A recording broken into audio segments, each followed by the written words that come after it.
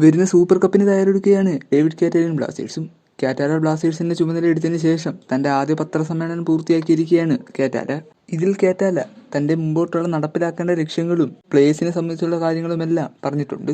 Super കപ്പിന് വേണ്ടി ടീമിനെ എന്തെല്ലാം തരത്തിൽ മാറ്റിയെടുക്കേണ്ടെന്നും കാറ്റാല ഇതിൽ സൂചിപ്പിച്ചിട്ടുണ്ട്.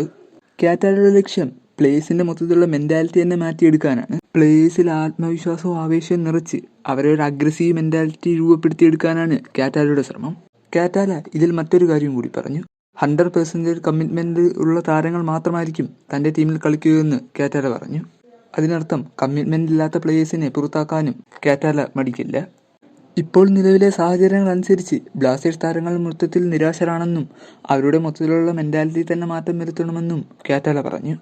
ആത്മവിശ്വാസവും ആവേശവും പകർന്ന് പ്ലേയേഴ്സിന്റെ മെന്റാലിറ്റി അഗ്രസീവ് പകർത്തുകയും അതിലൂടെ സൂപ്പർ കപ്പിനെ നേരിടുകയെന്നാണ് കാറ്റാല പറഞ്ഞത്. ഇത് തന്നെയാണ് തന്റെ ലക്ഷ്യമെന്നും കാറ്റാല സൂചിപ്പിച്ചു.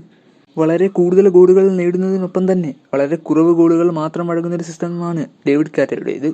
അത് നടപ്പിലാക്കാനായിരിക്കും അദ്ദേഹത്തിന്റെ ശ്രമവും. സൂപ്പർ കപ്പിന് ശേഷം ഏതെല്ലാം താരങ്ങൾ ക്ലബ്ബ് വിടുമെന്നും ക്ലബ്ബിൽ തുടരണമെന്നും കാറ്റാലയാണ് തീരുമാനിക്കുന്നതെന്നാണ് സ്പോർട്ടിംഗ് ഡയറക്ടറായിട്ടുള്ള കരോൾ സെൻസ്കി പറഞ്ഞത്. അതുപോലെ തന്നെ പുതിയ താരങ്ങളെ ക്ലബ്ബിൽ എത്തിക്കുന്നതും കാറ്റാലയുടെ തീരുമാനമനുസരിച്ചായിരിക്കും. ഡേവിഡ് കാറ്റാല തന്റെ സിസ്റ്റത്തിനെ പറ്റിയുള്ള അഭിപ്രായങ്ങളും ലക്ഷ്യങ്ങളുമാണ് പത്രസമ്മേളനത്തിൽ പറഞ്ഞത്. അപ്പോൾ ഈ ലക്ഷ്യങ്ങളൊക്കെ വരുന്ന മത്സരങ്ങളിൽ ഡേവിഡ് കാറ്റാലയ്ക്ക് നടപ്പിലാക്കാൻ സാധിക്കുമെന്ന് നമുക്ക് കരുതാം.